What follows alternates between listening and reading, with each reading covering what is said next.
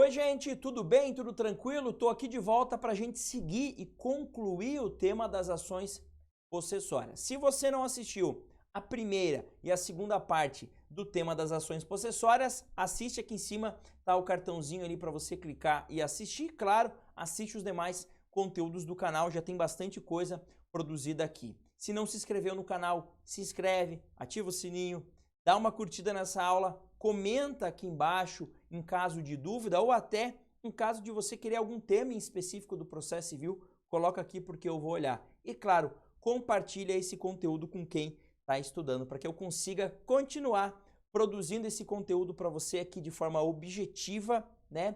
Bastante focado, sem enrolação, gratuito e claro, sempre atualizado. Beleza? Então vamos começar com o procedimento da ação de manutenção e de reintegração de posse. Gente, como qualquer outro procedimento, ele começa por uma petição. E como é a petição do início, é a chamada petição inicial. Sendo petição inicial, eu preciso respeitar o quê?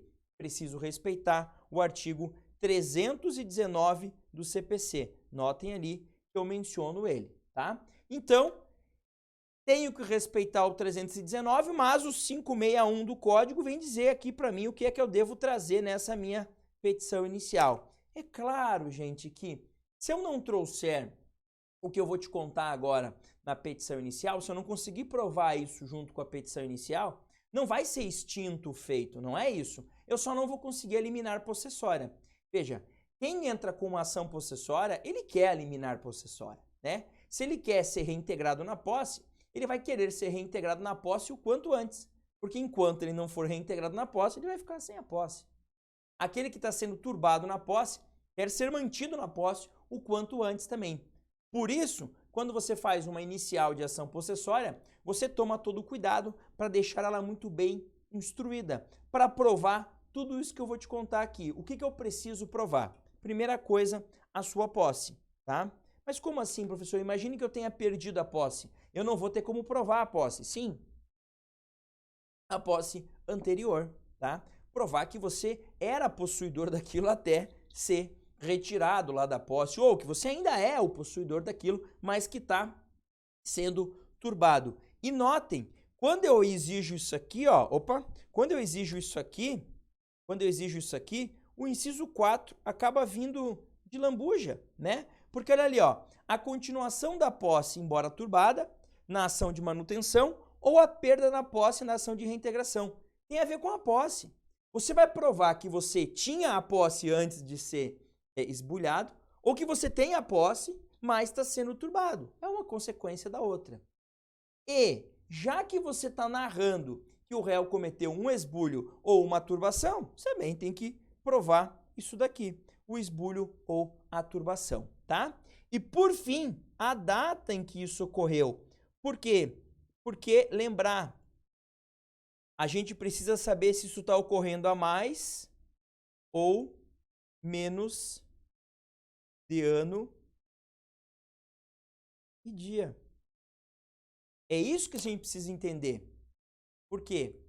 Se essa agressão à sua posse aconteceu há mais de um ano e um dia, é a ação possessória de força velha.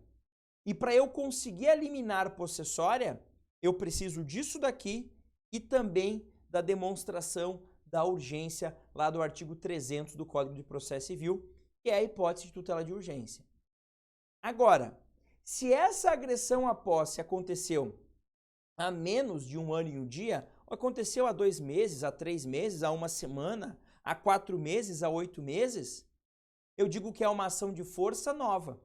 E provando isso daqui, eu consigo eliminar possessória. Quer apostar? Olha o que diz o 562. O 562.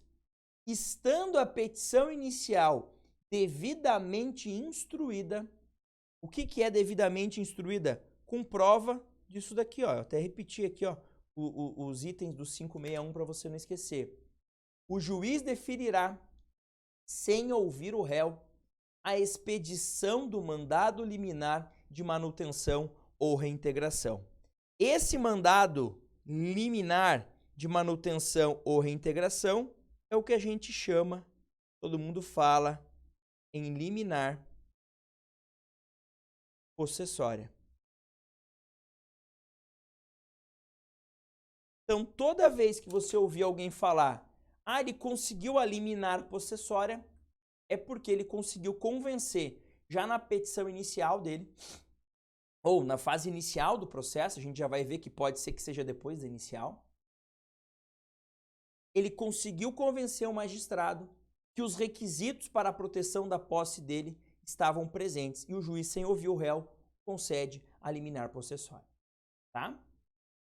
Beleza, professor, mas e se eu faço uma petição inicial e não convenço o magistrado, tá? Vamos olhar o que a lei diz para isso? Olha o que a lei traz. É o item que eu chamo de necessidade de justificação prévia. Olha o que diz a segunda parte aqui, ó, do 562. A primeira parte a gente já viu. Essa que vai começar aqui, ó. Essa que vai começar aqui, ó.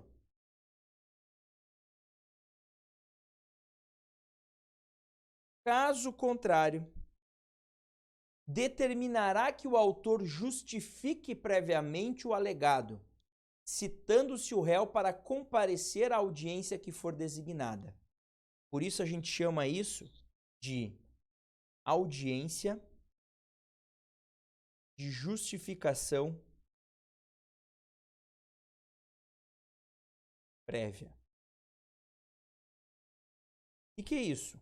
É uma audiência que o juiz marca para ouvir o autor, traz o réu também para comparecer. Dúvida. Professor, essa audiência é uma audiência para fazer acordo? Não. Essa audiência é a audiência lá do 334 de conciliação ou mediação? Não. Mas aí vem a segunda pergunta. Pode ter um acordo? Gente, a todo momento pode ter um acordo. Se o juiz está em contato com o autor e com o réu, ele pode tentar conciliar? Claro que pode. Mas a lei não diz isso. Lá no 139, nos poderes do magistrado, diz que a todo tempo tentar a solução por métodos autocompositivos. Olha, ele está diante de autor e de réu. Se puder solucionar por um acordo, melhor ainda. Mas a audiência não é para isso. Não, a audiência não é para isso. Então, para que é essa audiência, prof? É para o réu se defender? Também não. Então, para que é a conta? É porque o juiz leu a tua inicial e não está convencido desses requisitos. Então, ele marca essa audiência para que você venha e justifique, para que você venha e comprove a existência dos requisitos para liminar possessória. Se ele, depois dessa audiência, entender que, ok, estão presentes, beleza, defere a liminar possessória. Se ele entender que não estão presentes, ele vai dizer, ok, não defiro a liminar possessória. Fará isso por meio de uma decisão interlocutória, lembrando, como é uma decisão interlocutória que versa sobre tutela provisória, sempre cabível aqui o agravo do instrumento. Seja pela concessão da liminar possessória, seja pela não concessão da possessória, da liminar possessória. Agora, professor, dúvida que eu tenho. O juiz recebe a inicial, ele é obrigado a marcar essa audiência? Não. Ele recebeu a inicial e está convencido dos requisitos. Liminar possessória. Professor, e se ele não estiver convencido? Ele é obrigado a marcar essa audiência? Pelo teor da lei, sim. Mas o entendimento doutrinário, jurisprudencial que vigora é que não. A ideia é que, muitas vezes, o juiz está com certeza absoluta que os requisitos não estão presentes. Então, ele nem precisaria marcar essa audiência. A ideia dessa audiência é justamente quando ele está em dúvida. Ora, se ele está em dúvida a respeito da presença dos requisitos do 561, ele marca. Agora, se ele não está em dúvida, não faz sentido, não é nem econômico, não é nem razoável que ele marque uma audiência para dizer, olha, eu tenho certeza que os requisitos não estão presentes, mas mesmo assim eu vou marcar a audiência? Não. E por que ele tem certeza? Às vezes ele já nota que a parte está postulando uma ação possessória quando na verdade ela está pedindo a declaração de propriedade. É evidente que não tem requisito nenhum aqui. Então, muitas vezes o juiz vai dizer, não, eu não preciso marcar essa audiência. Tá? E me parece que num judiciário abarrotado como a gente tem, Marcar uma audiência só por marcar não faz muito sentido, tá? Beleza? Entendido isso, queria trazer uma hipótese importantíssima que muita gente confunde. Professor, eu posso entrar com uma ação possessória contra uma pessoa jurídica de direito público? Claro que pode. Se essa pessoa jurídica de direito público está agredindo a sua posse, você pode entrar com uma ação possessória? Pode. Imagine lá que um determinado município comece a fazer uma obra dentro de um terreno que é meu, tá? Comece a obra não, mas comece ali, sei lá, comece a colocar um maquinário ali dentro. Opa, o que vocês estão fazendo aí? O terreno é meu, tal. Vai ter que se discutir isso aí. É possível uma possessória? É possível. Só que olha o que diz o 562, parágrafo único, que é muito mal interpretado. Tem gente que diz assim: não cabe liminar possessória contra pessoa jurídica de direito público. Verdade ou mentira? Mentira. Cabe. O que não cabe é a liminar sem a audiência prévia dos respectivos representantes judiciais. Então, olha o que diz o 562, parágrafo único. Contra as pessoas jurídicas de direito público, não será deferida manutenção ou reintegração liminar sem a prévia audiência. Então, quer dizer que se tiver a prévia audiência, pode? Pode. Então, o juiz, nesse caso, determina a manifestação dos representantes da pessoa jurídica de direito público para que se manifeste. Depois que ele se manifesta, ele pode dar ou não aquela proteção possessória de forma liminar, tá? Próximo passo importante. Quando começa o prazo de defesa do réu, tá? Professor, quando o juiz marca a audiência de justificação prévia, já começou o prazo de defesa? Não. A regra vem estampada no 564, 564 do Código de Processo Civil. Eu vou colocar na tela para você só para a gente ver aqui, concedido ou não o mandado liminar da manutenção da reintegração, o autor promoverá, nos 5 dias subsequentes, a citação do réu para querendo contestar a ação no prazo de 15 dias. Então vamos lá. O juiz dá a decisão concedendo a liminar ou não concedendo, ainda vamos citar o réu, citou o réu, 15 dias para se defender. Ponto. Tá? Agora, se o juiz marca a audiência de justificação prévia, o prazo vai começar da intimação da decisão a respeito da liminar. Então vejam, se eu marquei a audiência e trouxe o réu, ele já está sabendo do processo. Ele já sabe que tem um processo judicial contra ele. O juiz vai lá, ouve as partes ali, né? Faz a audiência de justificação prévia, colhe todos os elementos que precisa colher e decide se defere ou não a liminar possessória. Como as duas partes já estão no polo da demanda, já estão cada uma no seu polo, o réu já foi integrado à lide, dessa decisão liminar, ele vai ser intimado. Quando ele é intimado, já abre também o prazo de defesa dele. Tá? Lembrando que o prazo é de 15 dias para contestar. Então aqui a gente não tem aquela audiência prévia de conciliação e mediação? Não, não tem. É por isso que a gente diz que é um procedimento especial. Tá? Agora anotem, a especialidade do procedimento acabou aqui. Porque depois dessa análise, dessa liminar possessória e a apresentação de contestação por parte do réu, o processo segue normal. Contesta, apresentação de réplica, se for o caso, providências preliminares, saneamento do feito, produção de provas e sentença. Tá?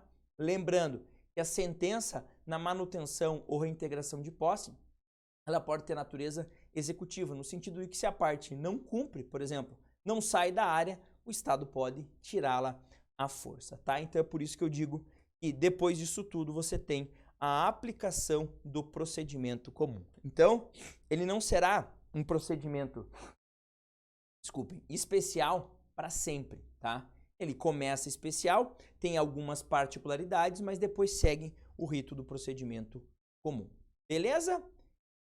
Metade da aula, ou melhor, o segundo tema da aula, interdito proibitório. Bem rapidinho, vou trazer aqui 3 observações sobre o interdito proibitório. Primeira coisa, evitar a violação possessória. A ideia é evitar a turbação ou o esbulho. Por isso, o caráter inibitório do interdito proibitório.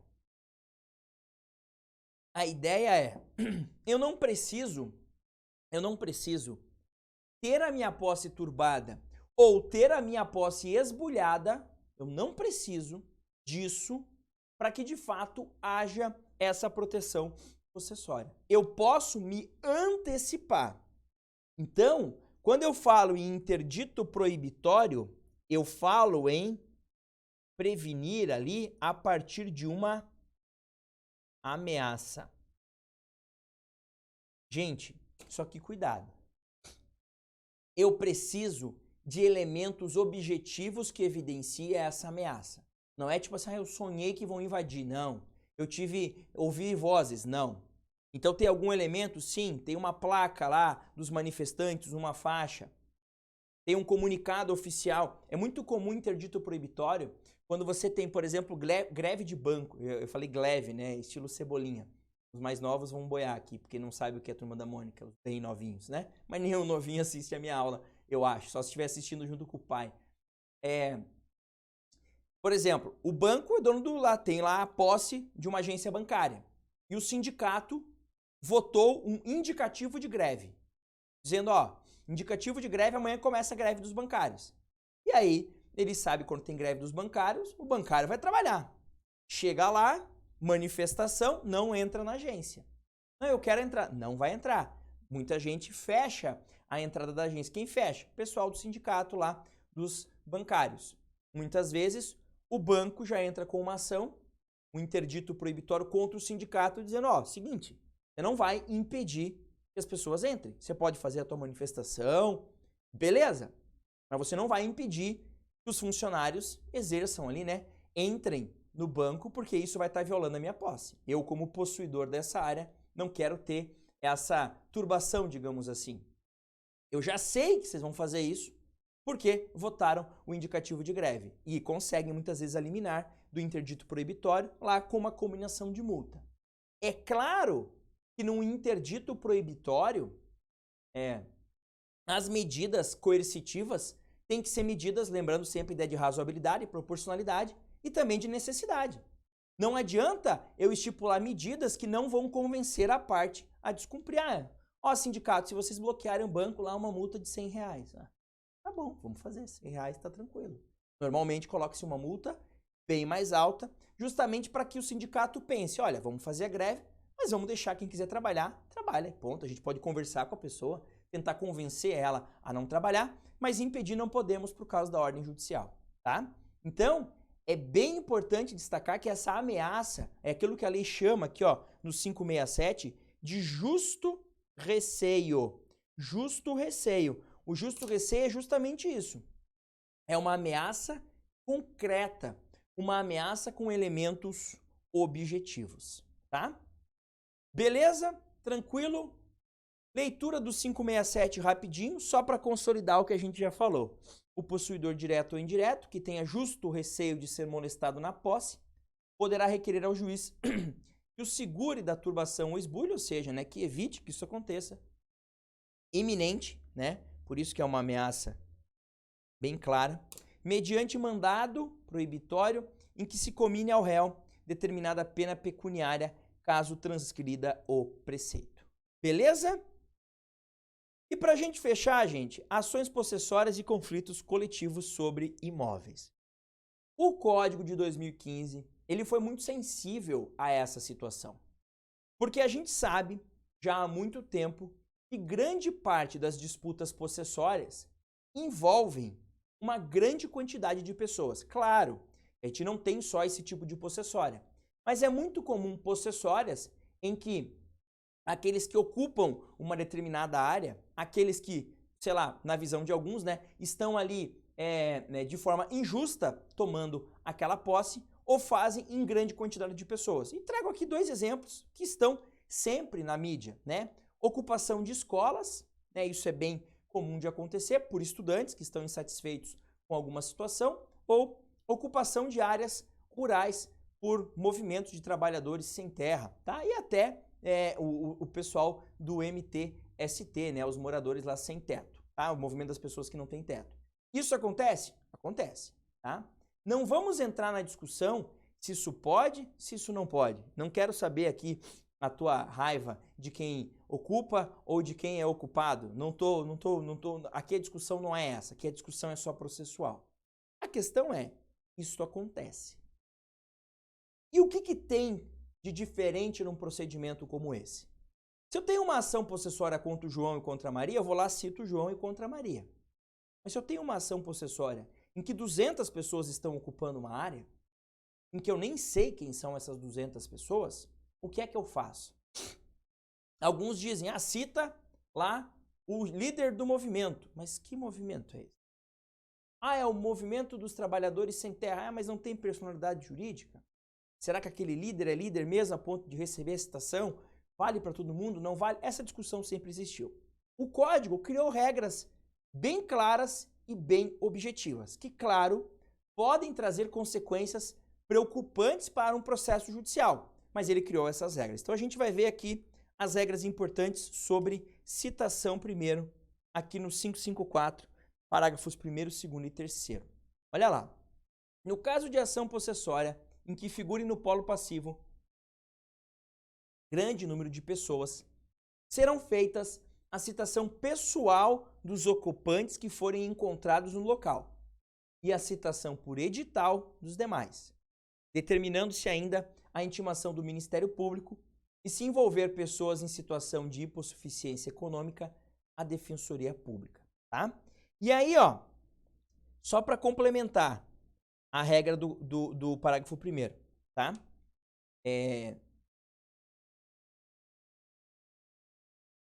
Calma aí.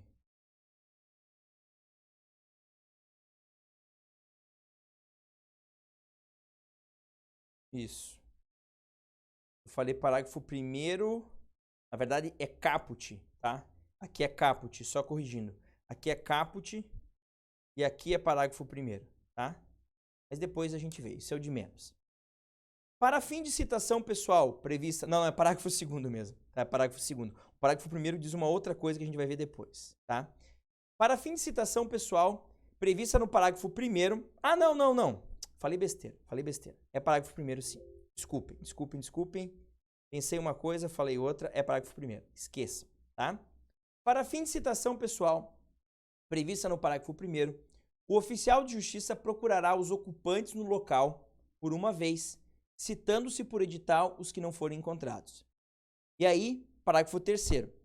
O juiz deverá determinar que se dê ampla publicidade da existência da ação dos respectivos prazos processuais, podendo, para tanto, valer-se de anúncios de jornal ou rádio locais, da publicação de cartazes na região do conflito e de outros meios. Tá? Então vamos lá. Como é que vai funcionar?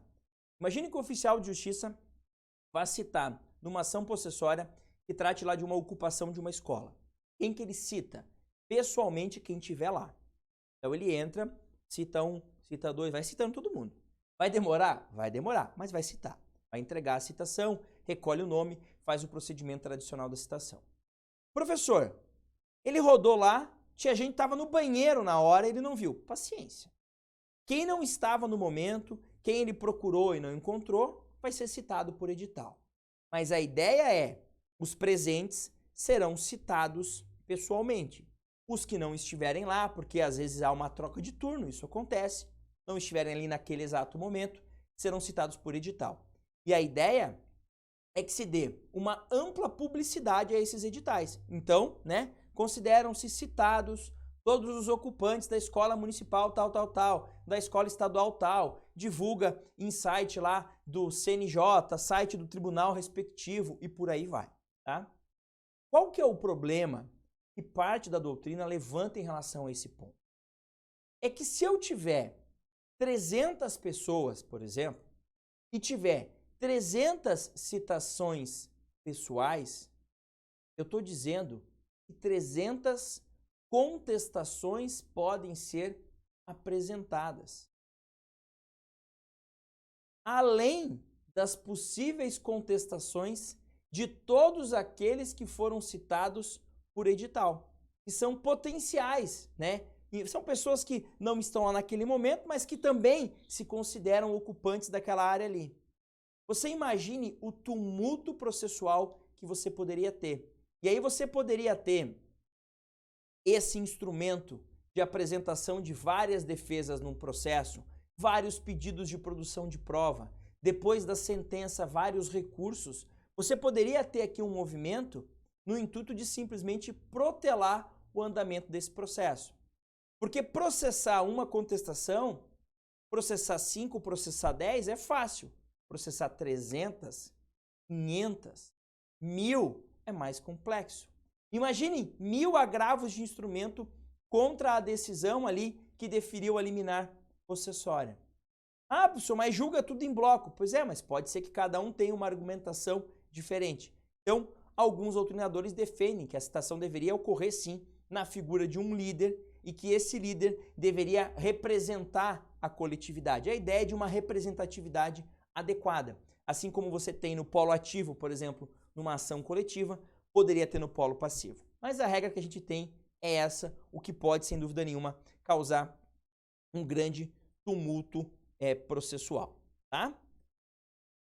Beleza? A segunda regrinha que eu queria trazer aqui para vocês sobre o procedimento ser diferenciado é a questão da liminar nas ações de força velha. Lembrando, as de força velha são aquelas em que a invasão, né, a agressão à posse ocorreu há mais de um ano e dia, tá? Olha o que diz o 565 caput e depois o seu parágrafo primeiro. No litígio coletivo pela posse de imóvel, quando o esbulho ou a turbação afirmado na inicial houver ocorrido há mais de ano e dia, o juiz, antes de apreciar o pedido de concessão da medida, deverá designar audiência de mediação, a realizar-se em até 30 dias, que observará o disposto parágrafo 2º e 4º, tá? Que a ideia é trazer Ministério Público, todo mundo para participar, tá? Aí o parágrafo 1º. Concedida a liminar, se essa não for executada no prazo de 1 ano, a contar da data de distribuição, caberá ao juiz designar a audiência de mediação, conforme a gente acabou de falar. Em resumo, esse dispositivo quer dizer o seguinte: se a agressão da posse é velha, quer dizer que não há urgência. Pelo menos não há uma urgência presumida, tá? Então, ele pode dar liminar? Pode. Mas tem que ter o requisito da urgência comprovado. A gente já viu isso. Então, antes de fazer isso, vamos tentar conciliar. Vamos tentar resolver isso por meio de acordo. Por isso ele fala para marcar essa audiência, tá? Como eu disse para vocês, essa audiência, olha lá, ó, deve participar o Ministério Público, a Defensoria Pública, se tiver parte lá, beneficiário da gratuidade da Justiça, e isso aqui, ó, bem importante. Os órgãos responsáveis pela política agrária e pela política urbana da União, do Estado, do DF e do município poderão ser intimados para essa audiência, a fim de se manifestarem sobre o seu interesse no processo e sobre a existência de possibilidade de solução para o conflito possessório. Por que isso?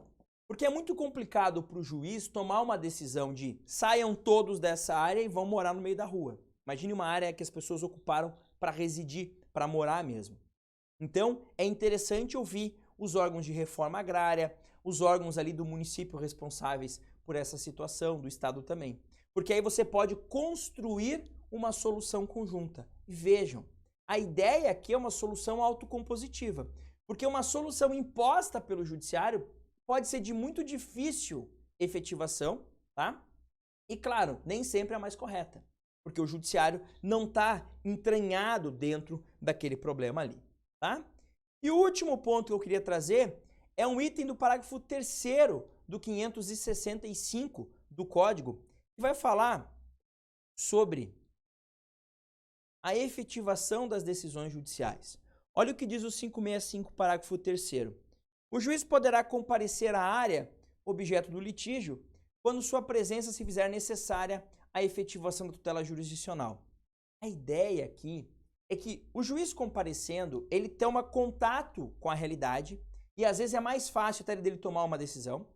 E segundo, a presença de um juiz no local tende tende, nem sempre vai ser assim, mas tende a trazer mais credibilidade ou maior respeitabilidade para aquele que vai cumprir. Então, vocês já notaram quando tem alguma rebelião? Muitos presos pedem quem? A presença do juiz. Porque eles dizem assim, se eu falar para os caras aqui, o juiz nem vai saber o que está acontecendo aqui, então traz o juiz para ele saber. E muitas vezes, as pessoas que estão numa área lá de ocupação e há uma decisão judicial, às vezes elas não entendem a razão daquela decisão judicial. E um oficial de justiça simplesmente diz, saiam. Se o juiz vai lá, explica o que está acontecendo para aquelas pessoas, tende-se a ter uma maior respeitabilidade, tá? Então a ideia é essa, se o juiz entender que a presença dele lá pode melhorar a efetividade, principalmente se for um juiz pacificador, né, que tenha esse contato com a parte, que saiba conversar, isso pode ajudar bastante. Mas repito, o tema não é simples, o tema não é fácil, a solução aqui nesses litígios nem sempre é tão simples, tá? É muito fácil você chegar e dizer, saia todo mundo. Pois é, mas são 10 mil pessoas e vão para onde? Se virem daqui, eles vão sair. Não pode ser assim. É óbvio que não é uma solução fácil para nenhum dos dois lados. Beleza? Tranquilos? É isso então. Fechamos a ação possessória. Mais uma vez, não se inscreveu no canal, se inscreve, compartilha, comenta aqui embaixo, deixa o seu joinha se você gostou do vídeo, deixa aqui a sua dúvida e assiste os demais conteúdos aqui do meu canal. Um grande abraço, bons estudos e até mais.